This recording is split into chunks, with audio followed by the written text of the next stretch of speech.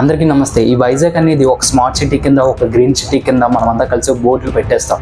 కానీ ఏదైతే ఈ 75వ వార్డు మలువనపాలెం గ్రామంకి వచ్చేసరికి ఈ స్మార్ట్ సిటీ కాస్త అసలు రంగు బయటపడుతుంది.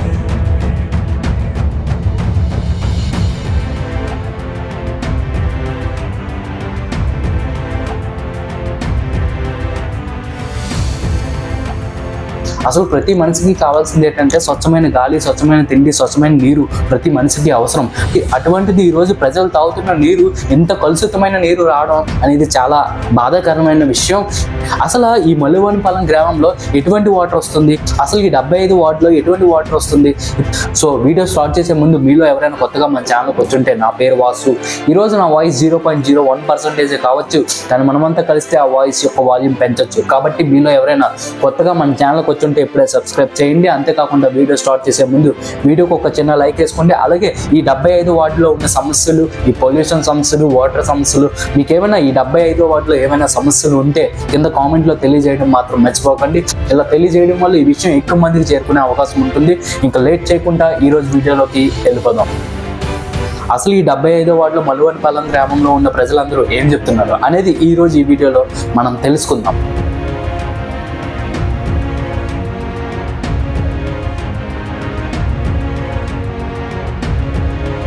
స్వచ్ఛమైన నీళ్ళని తాగాల్సిన ప్రజలు ఈరోజు ఈ నీటిని చూస్తుంటే నాకు చాలా భయం వేస్తుంది. కానీ ఇక్కడున్న ప్రజలు ఇప్పటికీ అదే నీరుని తాగుతుంటే నాకు చాలా బాధగా అనిపిస్తుంది. సో ఇక్కడున్న అధికారులు ఖచ్చితంగా ఈ విషయం మీద ఎందుకు స్పందించట్లేదు? ఒక ఆలోచన మనందరిలో రావాలి. ఓకే, జీవీఎంసీ అధికారులకి మాది ఒక విన్నపం. మేము ట్యాక్సులు కడుతున్నాం, మీరు చెప్పిన నిబంధనలు పాటిస్తున్నాము, కానీ ప్రజలకి స్వచ్ఛమైన ఒక బుక్కడి నీళ్లు ఇవ్వలేకపోతున్నారు అంటే ఇక్కడ మిస్టేక్ ఎవరిలో ఉంది అనేది మీరు గ్రహించాలి. ఇక్కడ ఉన్న జీవీఎంసీ అధికారులు చేస్తున్న పని ఏంటంటే కొలాయి పన్ను కట్టండి, ఇంటి పన్ను కట్టండి అని ఆటోల మీద ప్రచారం చేయడం కాదు సార్.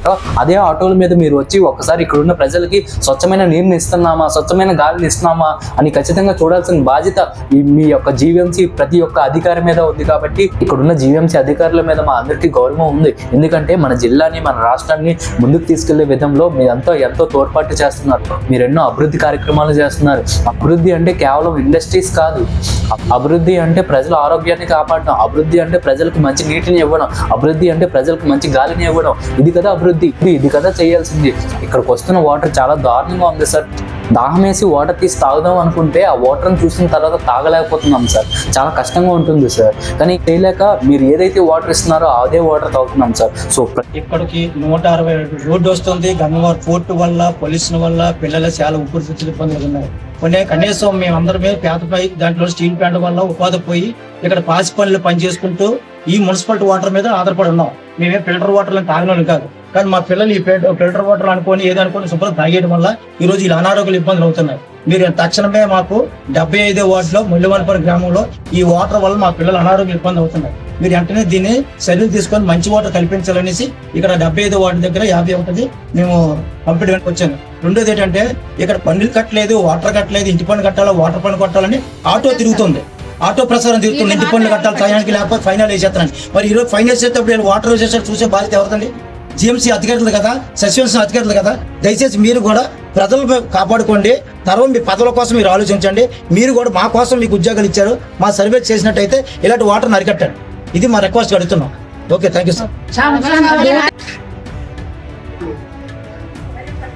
ప్రజల్ని కాపాడాలనే ఆలోచన మీకు కానీ ఉంటే ఖచ్చితంగా ఈ విషయం మీద స్పందిస్తారని మనస్ఫూర్తిగా కోరుకుంటున్నాం సార్. సో ఇలాంటి ఇంపార్టెంట్ అండ్ ఇంట్రెస్టింగ్ విషయాలు మీరు కానీ తరచుగా చూడాలని అనుకుంటే మన ఛానల్ సబ్స్క్రైబ్ చేయడం మాత్రం మర్చిపోకండి. మరో మంచి వీడియోతో మళ్ళీ నెక్స్ట్ వీడియోలో కలుద్దాం. నమస్తే.